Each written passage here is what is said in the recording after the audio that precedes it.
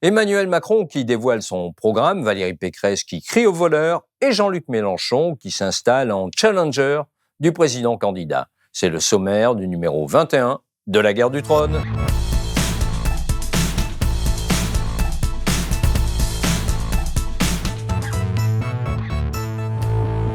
Jeudi, le candidat Macron dévoilait enfin son programme devant un parterre de journalistes. Un catalogue de mesures qui se veut pragmatique, entendez, au-dessus des clivages partisans. Dans le programme que je viens de vous dire, la volonté que je viens d'exprimer, il y a immanquablement des réformes, des ambitions que vous pourriez qualifier comme venant et autant d'inspiration de gauche, d'autres d'inspiration de droite. Je l'assume totalement parce que je pense que fondamentalement, c'est ce pourquoi les Françaises et les Français m'avaient choisi il y a 5 ans. Je m'en fiche. Royalement, totalement, présidentiellement. Pour les mesures de gauche, je cherche encore. En revanche, les marqueurs des politiques de droite sont au rendez-vous. Ainsi, les droits des chômeurs vont être réduits. Nous continuerons les réformes de l'assurance chômage pour l'adapter à la conjoncture, avec un système simple. À chaque fois que la conjoncture s'améliore, on doit avoir des règles qui réincitent encore davantage au retour à l'emploi. À chaque fois que la conjoncture se dégrade, on doit mieux protéger celles et ceux qui tombent dans une situation de chômage. Le RSA va être réformé pour que les bénéficiaires conservent leur dignité, dixit le candidat. Mais il faut pouvoir mieux accompagner chacune et chacun, reconnaître sa dignité et lui demander une part de devoir. Il y aura dans cette réforme l'obligation de consacrer 15 à 20 heures par semaine pour une activité permettant d'aller vers l'insertion professionnelle. La France compte près de 2 millions de bénéficiaires du RSA. À 20 heures par semaine chacun, cela fait l'équivalent d'1 million d'emplois à trouver. Va-t-on faire travailler les allocataires du RSA à la place des salariés du privé ou des fonctionnaires et payer ainsi, au-dessous du SMIC, des emplois précaires? Quoi qu'il en soit, c'est une mesure de droite. Ce n'est pas moi qui le dis, c'est Valérie Pécresse, samedi soir, à Vannes. Dans mon projet, il y a le fait que quand on touche le RSA, eh bien, il faudra faire 15 heures d'activité en contrepartie du RSA. Et c'est plutôt une bonne mesure. Alors, mais le candidat... Ouais, comme vous savez, c'est Carl Zéro qui disait « Méfiez-vous des contrefaçons ». Vous savez cette émission « Méfiez-vous des contrefaçons ». Le président de la République a essayé de reprendre la même mesure que nous. Il a dit « Moi aussi, je veux 15 heures en contrepartie du RSA ». Sauf que quand on lui a dit « Ah bon, mais c'est la mesure de Valérie Pécresse », il a dit « Ah oui, non, mais c'est pas du tout la même. Moi, ce sera sur la base du volontariat ».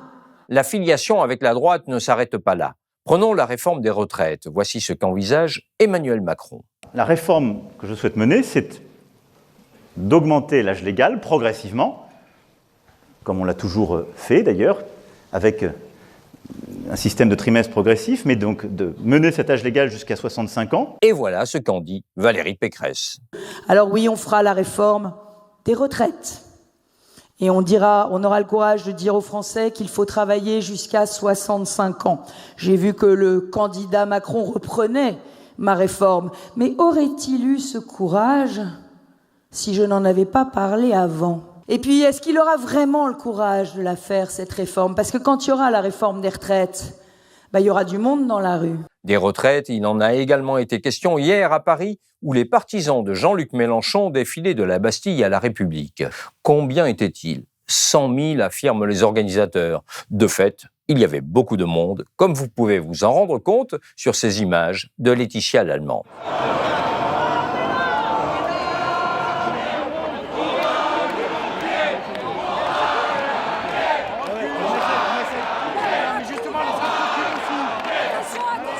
Des manifestants venus de toute la France. On vient du Maine-et-Loire, Brest, de Saint-Étienne, les Français de l'étranger, nous à Prague, Italie, Île-de-France, moi de Lyon, Bretagne, moi, de Saint-Malo.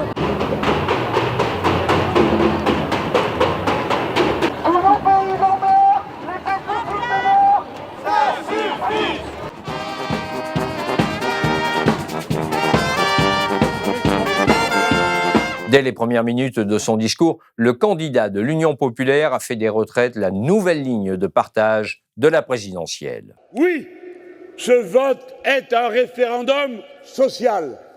La droite et l'extrême droite, de Macron à Zemmour et Le Pen, annoncent le même passage en force vers la retraite à 65 ans. Choisissez, tranchez. La retraite à 65 ans avec Macron ou la retraite à 60 ans avec Mélenchon. Jean-Luc Mélenchon va un peu vite en besogne en mettant tout le monde dans le même sac. À l'extrême droite, les positions sont plus contrastées. Ainsi, Éric Zemmour est pour un départ à la retraite à 64 ans. Pour pérenniser le système de retraite par répartition, il faut impérativement rallonger la durée de vie la durée de cotisation. Je porterai ça jusqu'à en moyenne 64 ans. Quant à Marine Le Pen, elle se prononce pour le maintien du système actuel avec un départ à 62 ans.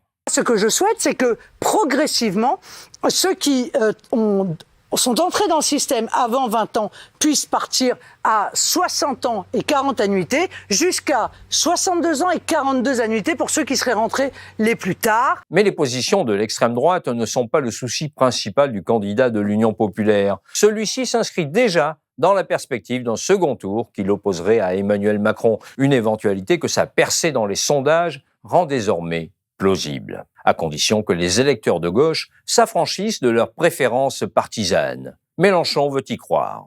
Ce ne sont pas les arrangements entre les chefs, ni entre les candidats qui font les résultats des élections, ce sont les bulletins de vote. Chaque personne est personnellement responsable du résultat parce que c'est chaque personne qui a la clé du deuxième tour. Dans l'esprit du candidat, ce bulletin de vote doit rendre la République aux citoyens. Le 10 avril, rendez ce pays confisqué par les riches, rendez-le à tout son peuple, rendez ce pays hier rabougri par la cupidité et le racisme, rendez-le à tous ses enfants, votez pour l'Union populaire. Il reste 3 semaines à Jean-Luc Mélenchon pour rattraper les 4 ou 5 points qui le séparent de Marine Le Pen et casser ainsi la malédiction qui voudrait que 2022 ne soit que le match retour de 2017. Rien que pour cette raison, la dynamique qui s'enclenche autour de son nom pourrait bien s'accélérer. Alain Krivine est décédé la semaine dernière. Cet après-midi, nombre de ceux qu'il a croisés au cours de sa vie militante l'ont accompagné au Père-Lachaise à Paris.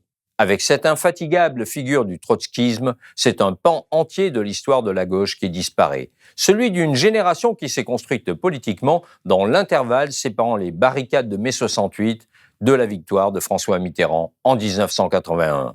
En ce temps-là, le fond de l'air était rouge et le militantisme joyeux.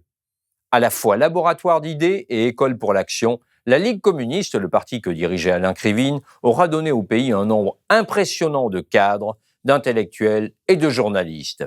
La plaisanterie voulait même à l'époque qu'il y ait davantage d'anciens de la Ligue communiste que de militants de celle-ci en activité. Cela s'efface à leur tour, et avec eux la gauche. À d'autres désormais d'écrire l'histoire et d'inventer les formes de leur engagement. Si vous avez aimé cette chronique, si vous voulez nous soutenir, n'hésitez pas à vous abonner à notre chaîne YouTube et n'oubliez pas d'activer la cloche. Vous pouvez également vous abonner sur notre site blast-info.fr et faire des dons. N'oubliez pas, votre soutien financier est le garant de notre indépendance éditoriale. À jeudi pour un prochain numéro de La Guerre du Troll.